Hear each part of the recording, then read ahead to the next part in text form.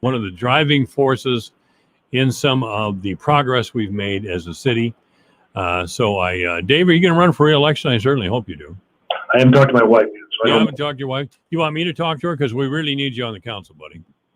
I most likely will, but I got to get around to making that decision. I haven't done that yet. Okay. Well, the good news is Matt Bemrick has decided to run for re-election, and I don't know about Menke, but I guess we're going to find out in days to come. I asked Jeff Holderday by text if he was going to run for re-election, and he didn't.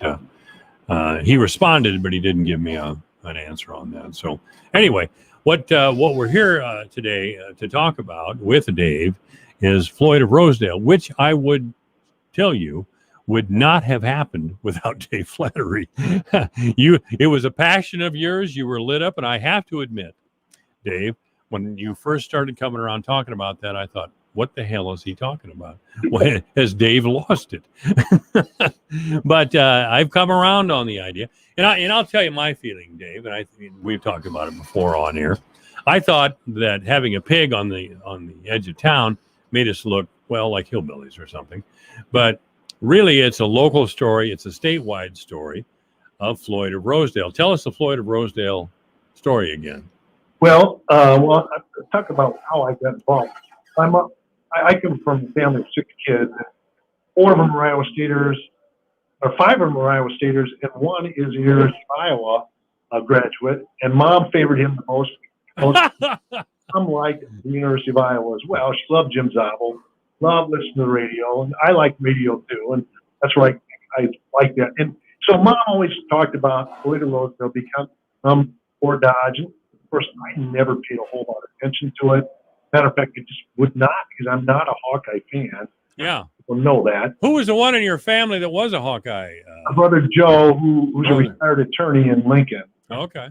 He went to Creighton, and then he went to University of Iowa Law School. Okay. That's kind of back. All right.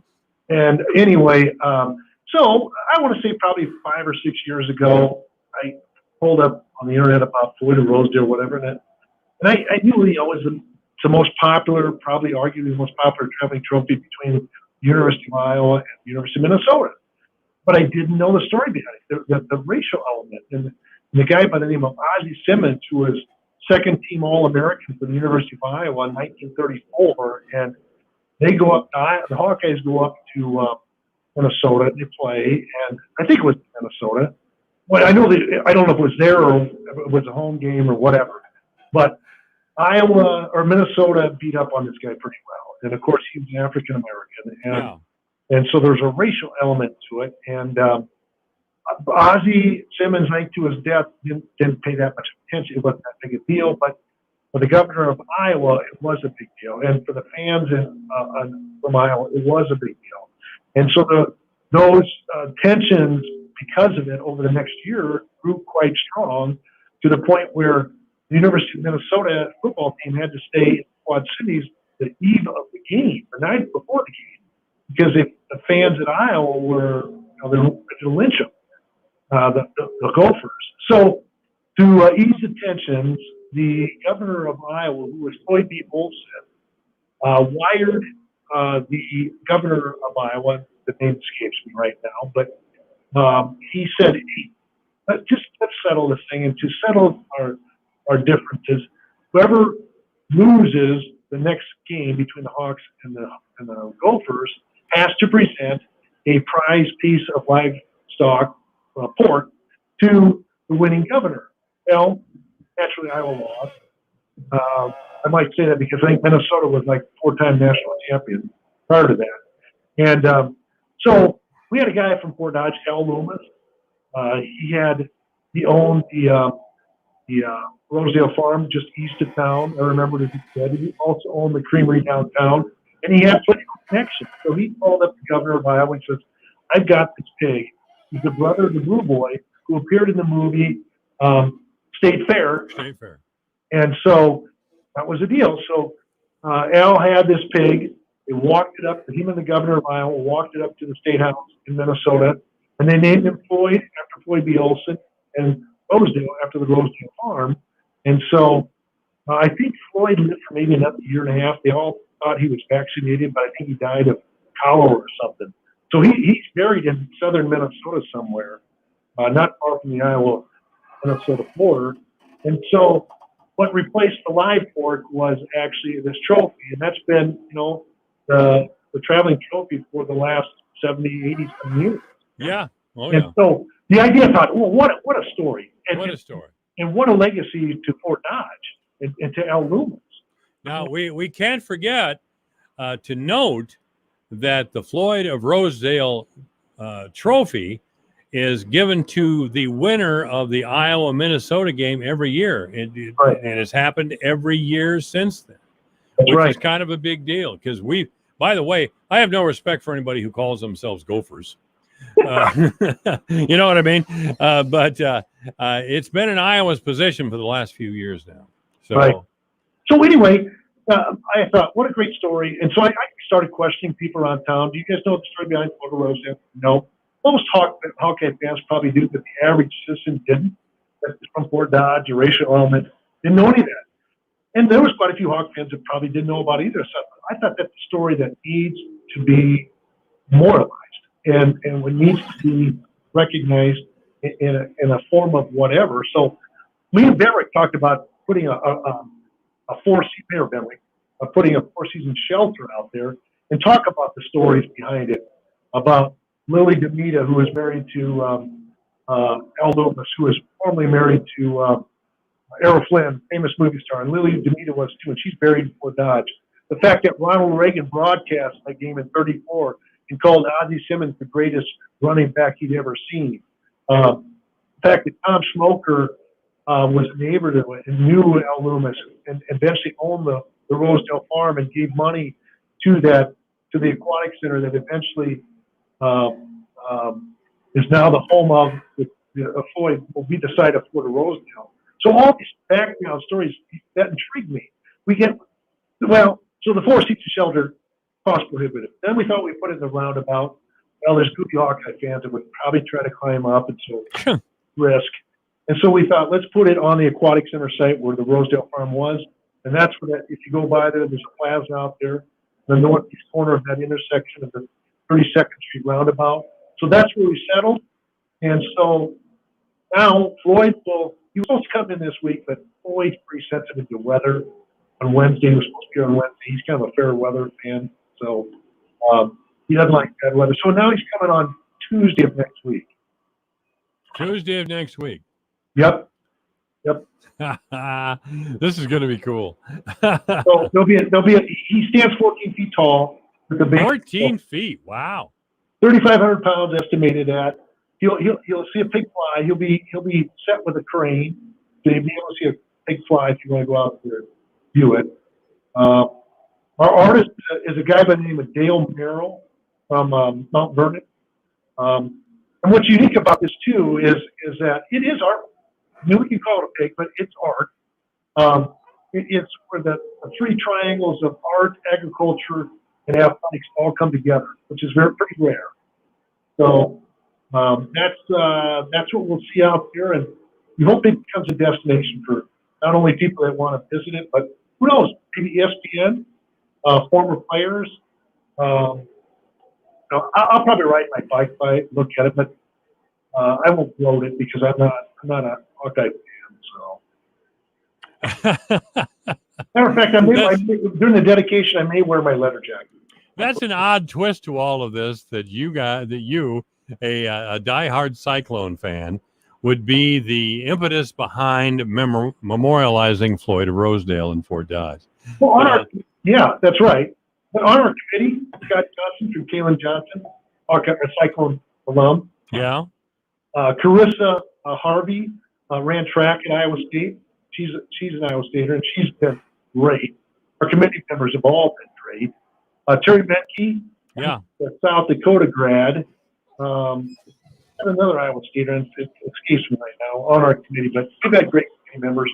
Randy Coleman's great from the foundation. They've been facilitating the financial side of it. We've just had some wonderful committee members. Well, Menke, Menke may be from Sioux Falls area, but I'll tell you, he has poured his heart and soul into progress in Fort Dodge and for making Fort Dodge look better. And he's been a warrior. I can't believe I'm talking so favorably about Terry, but I am.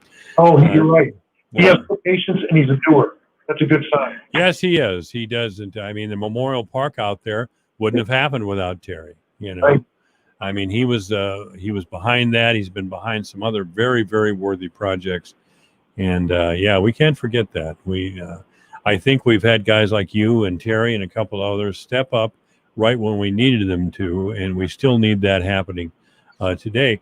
As you say, we nearly lost a valuable piece of local history by not doing anything as far as Floyd of Rosedale was concerned. It might, to me, again, and I was wrong, I admit it. I just saw the pig. But as you've explained over time, what we're really memorializing is a piece of Fort Dodge and an important piece of Iowa history due to the racial angle.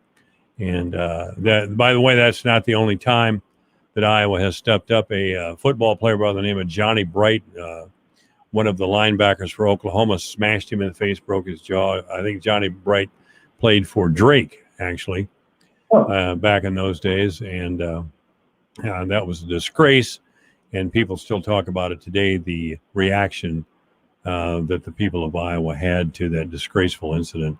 They all stood squarely with Johnny Bright.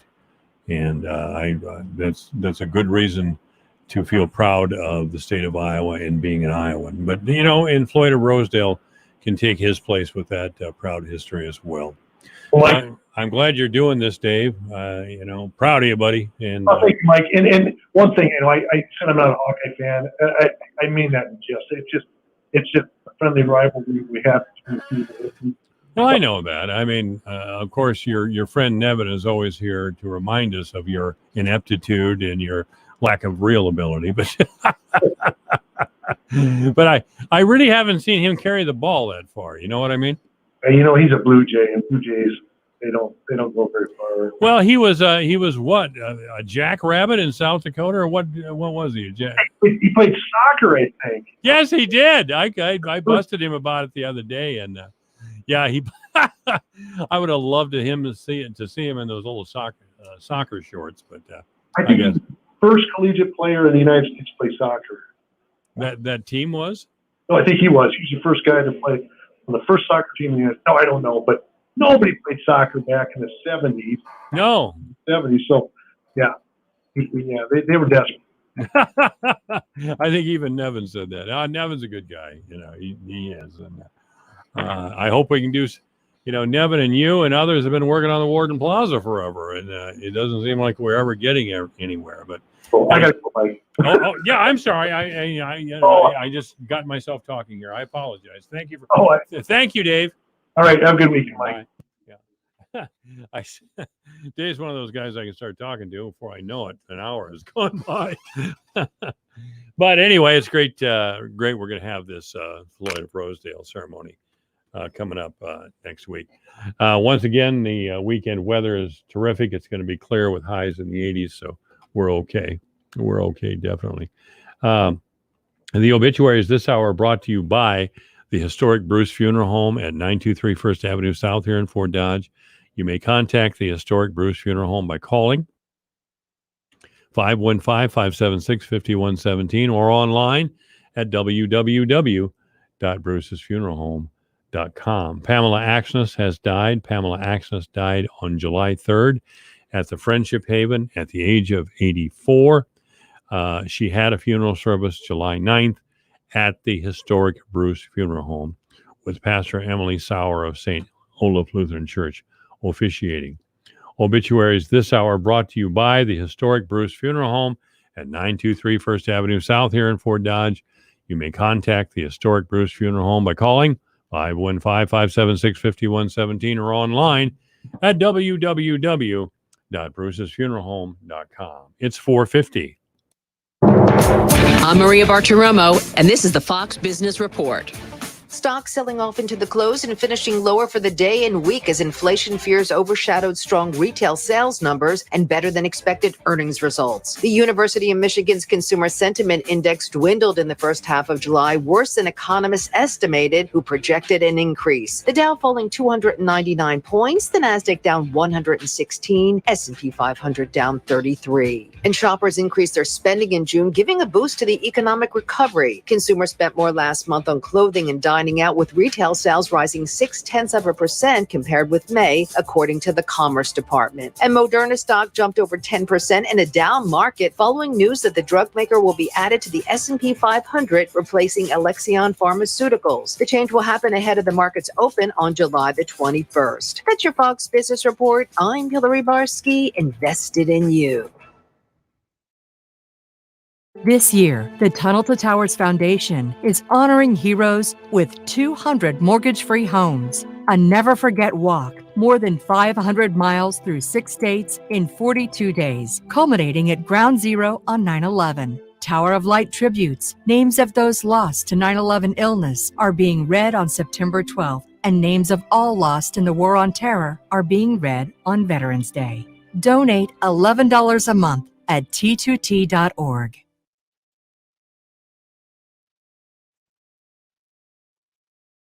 What if I told you you could save 50% off your monthly cell phone bill without sacrificing your service? This is Jill Schlesinger, CBS News business analyst, and I'm talking about H2O Wireless.